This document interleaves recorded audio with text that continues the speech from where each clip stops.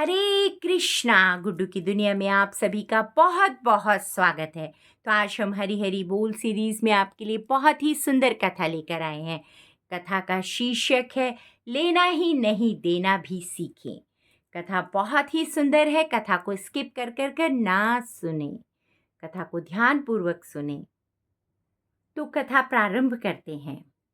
एक अमीर आदमी था। उसने अपने गांव के सब गरीब लोगों को और भिखारियों के लिए प्रतिमाह कुछ राशि देने का प्रबंध कर रखा था। किसी को 10 रुपए मिलते तो किसी को 20 रुपए मिलते तो किसी को 50 रुपए। सभी लोग हर महीने की 1 तारीख को आकर अपने पैसे ले जाते। यह क्रम वर्षों से चला आ रहा था।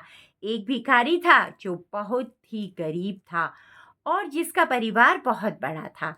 उसे 50 रुपए हर महीने मिलते थे। वह हर महीने की 1 तारीख को आकर 50 रुपए ले जाता था। एक बार महीने की 1 तारीख आई। वह बूढ़ा भिखारी पैसे लेने आया, लेकिन अब उस धनी सेठ के मैनेजर ने कहा कि भाई थोड़ा बदलाव हुआ है। अब तुम्हें 50 रुपए की बजाय 25 रुपए मिलेंगे।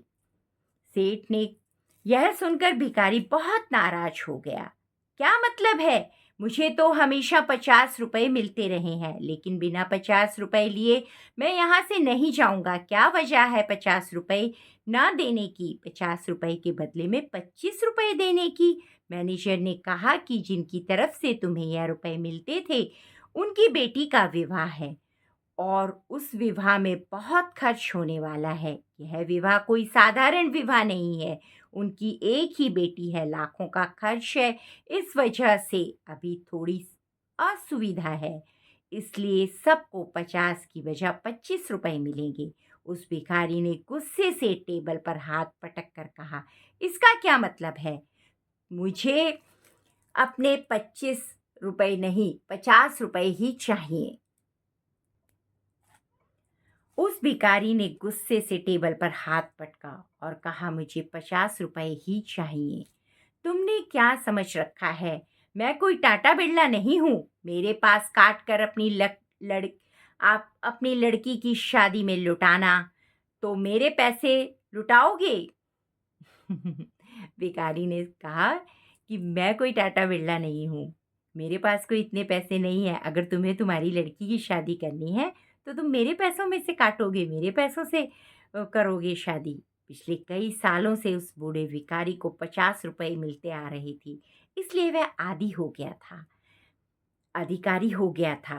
वह अपना हक मानने लगा था। उसमें से 25 काट लेने पर उसका विरोध कर रहा था।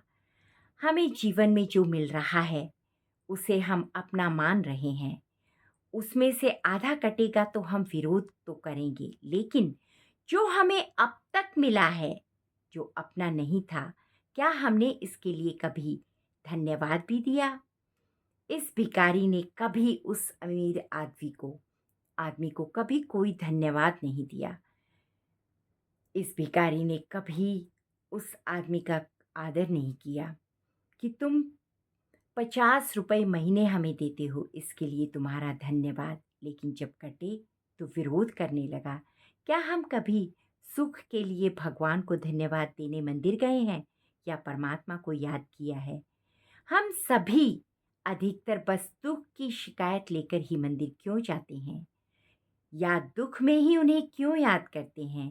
जीवन जैसे सुंदर उपहार के लिए हमारे मन में कोई धन्यवाद क्यों नहीं है, लेकिन मृत्यु के लिए बड़ी शिकायत है। सुख के लिए कोई धन्यवाद क्यों नहीं है, लेकिन दुख के लिए बहुत बड़ी बड़ी शिकायतें हैं। दुख में सिमरन सब करें, सुख में करे ना कोई।